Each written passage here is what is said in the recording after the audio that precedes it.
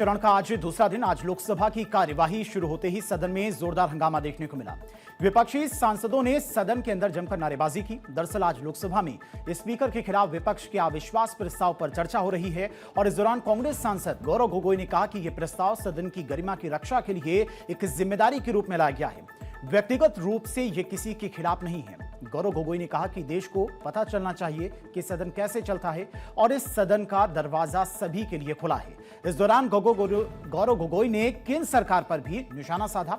अमित शाह ने बीच में गौरव गोगोई को टोका और कहा कि सदन जब चुनाव में जाता है तब भी स्पीकर का ऑफिस चालू रहता है और यह पद खाली नहीं रहता है। गोगोई जो गलत मतलब निकाल रही हैं, मैं उसका खंडन करने के लिए खड़ा हुआ हूं। अध्यक्ष जी, मैं इनको टोकना माननीय गृह मंत्री अरे भाई बैठो ना, बैठ जाइए बैठ जाइए क्या माननीय अध्यक्ष जी, माननीय गृह मंत्री मैं इनको टोकना नहीं चाहता। प्रिसाइड शब्द प्रयोग जो किया गया है संविधान के अंदर, वो हाउस को प्रिसाइड करने के लिए किया गया है। ऑफिस समाप्त नहीं हो जाता, नहीं हुआ वही हाउस जब मतलब सदन जब चुनाव में जाता है तब भी स्पीकर का ऑफिस चालू रहता है, ये पद खाली नहीं रह सकता। ये जो गलत इंटरप्रिटेशन करे, एक सीमित उद्देश्य के लिए ही मैं खड़ा हूं।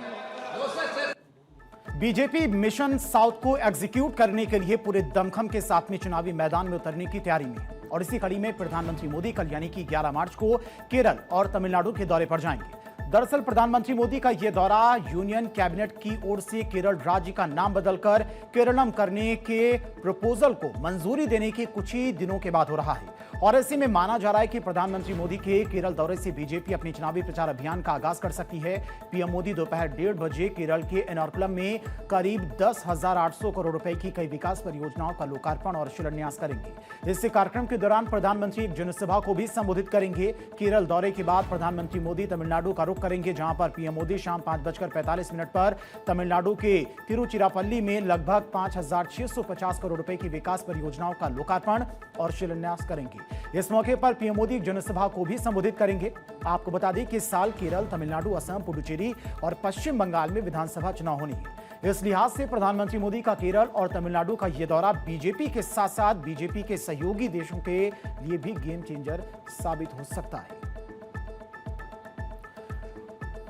और चलिए बढ़ते हैं आगे। सुप्रीम कोर्ट ने आज मुस्लिम पर्सनल लॉ के तहत महिलाओं के अधिकारों के कथित उल्लंघन को चुनौती देने वाली याचिका पर सुनवाई की।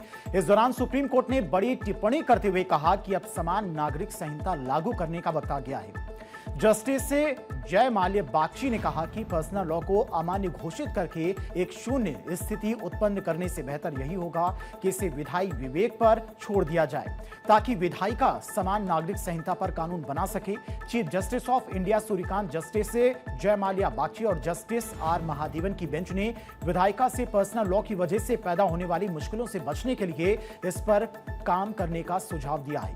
सुप्रीम कोर्ट ने कहा कि क्या हम पर्सनल लॉ पर आधारित सभी द्विविवाह संबंधों को अमान्य घोषित कर सकते हैं या नहीं, इसीलिए हमें मौलिक कर्तव्यों को प्रभावी बनाने के लिए विधायी शक्ति पर निर्भर रहना होगा। सीजेआई सूर्यकांत ने कहा कि इसका उत्तर समान नागरिक संहिता है। सुप्रीम कोर्ट ने मुस्लिम महिलाओं को उत्तराधिकारी के अधिकार नहीं दिए जाने के मुद्दे पर मुस्लिम पर्सनल लॉ शरिया एप्लीकेशन एक्ट 1937 को चुनौती देने वाली याचिका में संशोधन करने को भी कहा है। मुख्य न्यायाधीश ने याचिकाकर्ता के वकील प्रशांत भूषण से कहा कि आप याचिका में संशोधन क्यों नहीं करते हैं, वैकल्पिक प्रावधानों पर भी विचार क्यों नहीं करते हैं। यह सवाल सिर्फ 1937 के अधिनियम का नहीं है, बल्कि भारतीय महिलाओं के अधिकारों के एक अहम हिस्से से उन्हें वंचित किया जा रहा है। रक्षा मंत्री राजनाथ सिंह ने आज chief of defence staff general Anil Chauhan के साथ में साउथ ब्लॉक में एक अहम बैठक की। इस बैठक में नेवी चीफ एडमिरल दिनेश के Tripathi, chief of air staff air chief marshal AP Singh और दूसरे सीनियर अधिकारी भी मौजूद रहे। इस बैठक के दौरान मिलिट्री विजन डॉक्यूमेंट जारी किया गया। मिलिट्री विजन डॉक्यूमेंट से जुड़े एक वीडियो के जरिए सेना की ताकत, आधुनिक हथियारों के महत्व को दिखाया गया। नौसेना, वायुसेना, थल सेना तीनों के पराक्रम को वीडियो में देखा जा सकता है। वीडियो में देखा जा सकता है कि सेना कितने साहस और जोश से अपने ऑपरेशन को अंजाम देती है। और मिडिल ईस्ट में तनाव के बीच में दुनिया भर में इसका असर नजर आने लगा। इस बीच केंद्र सरकार ने अहम फैसला लिया। केंद्र सरकार ने देश भर में एसेशनल सर्विस मेंटेनेंस एक्ट लागू कर दिया है, जिसके तहत रिफाइनरी और पेट्रोकेमिकल यूनिट्स को एलपीजी का उत्पादन अधिकतम करने और प्रमुख हाइड्रोकार्बन सोर्स को एलपीजी पूल में भेजने का निर्देश दिया गया है। आपको बता दें कि ESMA 1968 में पारित एक एक्ट है। इसका उद्देश्य आवश्यक सेवाओं की आपूर्ति सुनिश्चित करना है और इस एक्ट के लागू होने के बाद एसेशनल सर्विस से जुड़े लोग हड़ताल पर नहीं जा सकते हैं। यानी कि इसका मुख्य उद्देश्य स्वास्थ्य, परिवहन और बिजली जैसी जरूरी सेवाओं में हड़ताल को रोकना है और इसे अधिकतम 6 महीने के लिए लागू किया जा सकता है। सार्वजनिक संरक्षण, स्वच्छता, जल आपूर्ति, अस्पताल या फिर राष्ट्रीय रक्षा से संबंधित सेवाएं ESMA के दायरे में आती हैं। साथ ही पेट्रोलियम, कोयला, बिजली, इस्पात या फिर उर्वरक के उत्पादन, वितरण या आपूर्ति में शामिल कोई भी प्रतिष्ठान भी आवश्यक सेवाओं की श्रेणी में आता है। इसके अलावा बैंकिंग से संबंधित कोई भी सेवा ESMA के दायरे में आ सकती है।